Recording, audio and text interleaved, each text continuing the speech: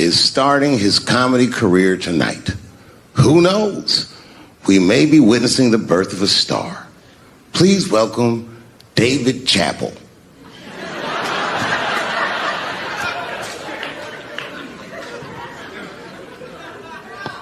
From the first time that I ever held a microphone, I was sure this was it.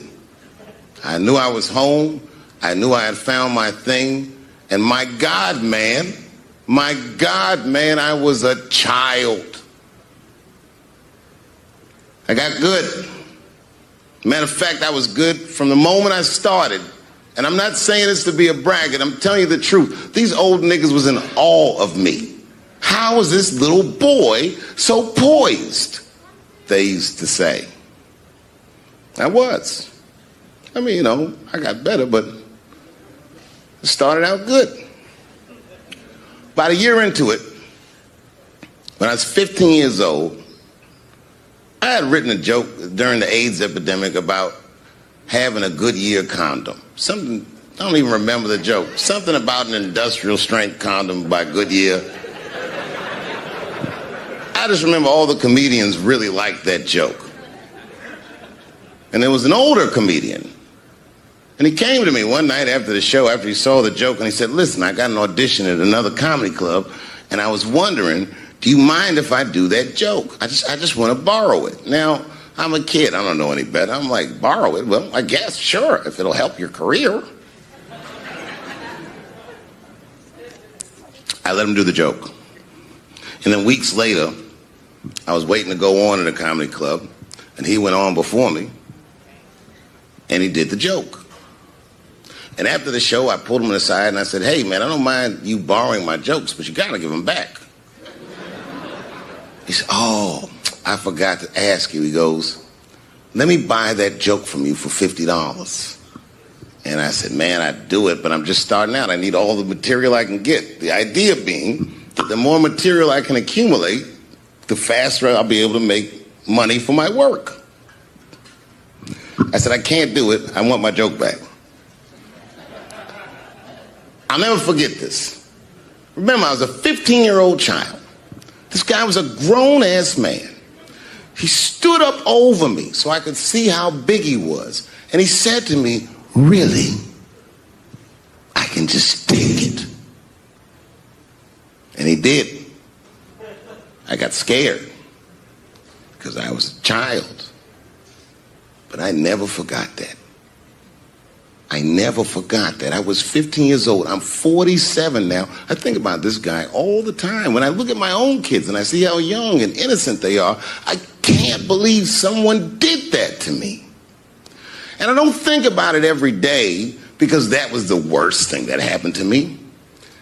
I think about it every day because that was the first time that someone ever did that to me. But in my career, it has happened many, many times since when someone would intimidate me or scare me and take something that I believe was mine. I'll tell you another story.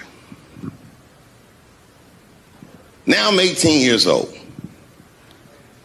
I'm living in New York City, and I just finished my first road tour, which was a very difficult tour. I'll spare you the details. Now I'm back in New York, but my rent is paid, thank God. And I have $60 to my name, and a woman that I had met in Pittsburgh, a bad Dominican bitch,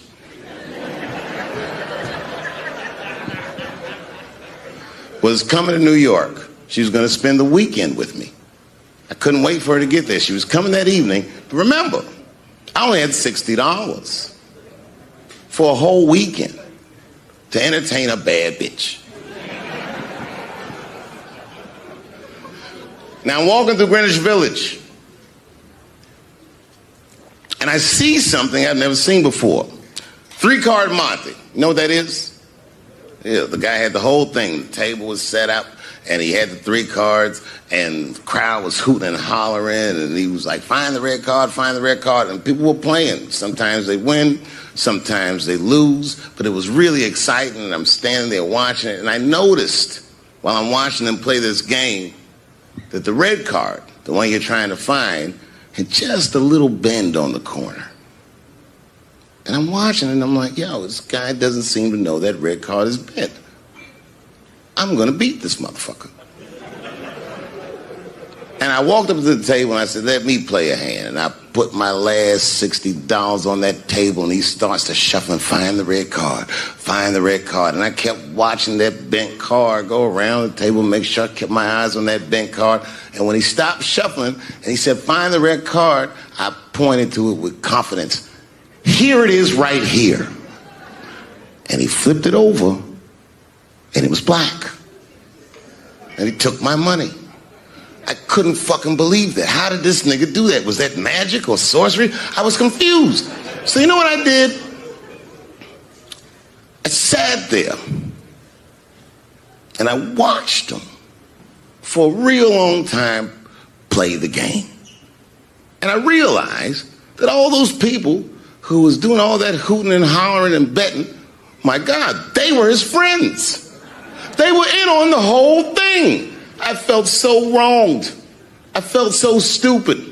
And then the next sucker came up to the table and was about to put his money down. And I said, fuck that, man. Don't put your money there. All these niggas is in on it. It's a trick. And when I said that, the guy that was dealing, and this motherfucker was huge, snatched me up by my collar. Feel how strong he was when he grabbed me. I was a skinny little guy. And he was gonna maul me. And the only reason he didn't, I'm sure, is because he saw the fear in my face. And that fear, he looked at me. I saw his eyes go from hard to soft. He softened. Then he looked at me like the way a father would look at a child. And he said to me, young man, don't ever come between a man and his meal. I never forgot that either. Most niggas would have to run the streets for years to learn a lesson that profound. It took me 2 seconds. Never get between somebody and their paper. Taking a man's livelihood away from him is akin to killing him. Do you know why Prince, the famous rock star that was a friend of mine, do you know why he called himself the artist when he came back? He calls himself the artist because that's what they call us in our contracts. Oh, these contracts are crazy. You should hear the terminology they say in these contracts. To use your name and likeness in perpetuity throughout the universe. Who the fuck could possibly know what that means? Nobody does. It's so complicated, in fact, that when you're a kid like me, you have to hire somebody to tell you what that means. And you sit down at a table and you do the contract game. And that's how I got with Comedy Central. I signed the contract. But I signed the contract the way that a 28-year-old expectant father that was broke signs a contract. I was desperate. I needed a way out. And it wasn't good money and it wasn't good circumstances. But what else am I going to do, I said. And all these white people sitting at that table told me, trust us, Dave, it's a good contract. And I looked around the table and they all seemed to agree it was a good contract. But what if it was like that game of 3-Card Monte? What if they were all friends and I didn't know it? And the bag of money was Iceberg's money in the first place. What was I talking about? What was I trying to tell you? Last week, 2 weeks ago, whenever it was, I call Lauren Michaels and I tell him, okay, I'll do it. I'll do Saturday Night Live on election night. And the day I made that phone call, the day I committed to it, it gets announced that Netflix is streaming Chappelle's show. Not just Netflix. HBO Max is streaming it too. Let me tell you another story. about HBO. No, hear me out. Did you know, before Chappelle's show was at Comedy Central, I pitched that show to HBO.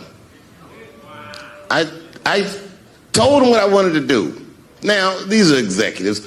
All they have to do is say, yeah, we'll take it, or no, thank you, we won't. But they didn't say either of those things. They went too far. They said, literally, what do we need you for?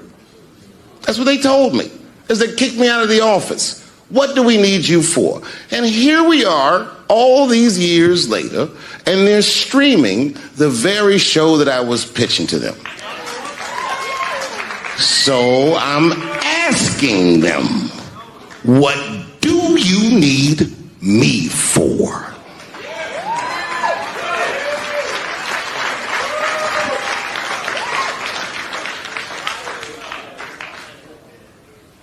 People think I made a lot of money for Chappelle's show.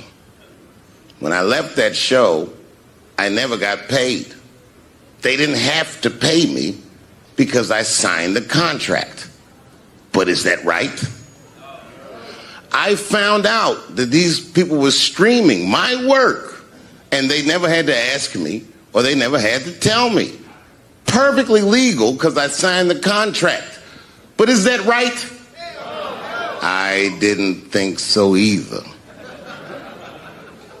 That's why I like working for Netflix.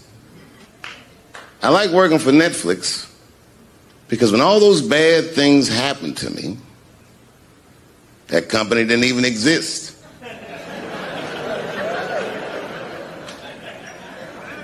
And when I found out they were streaming Chappelle's show, I was furious. How could they not know? So you know what I did? I called them and I told them that this makes me feel bad. And do you want to know what they did?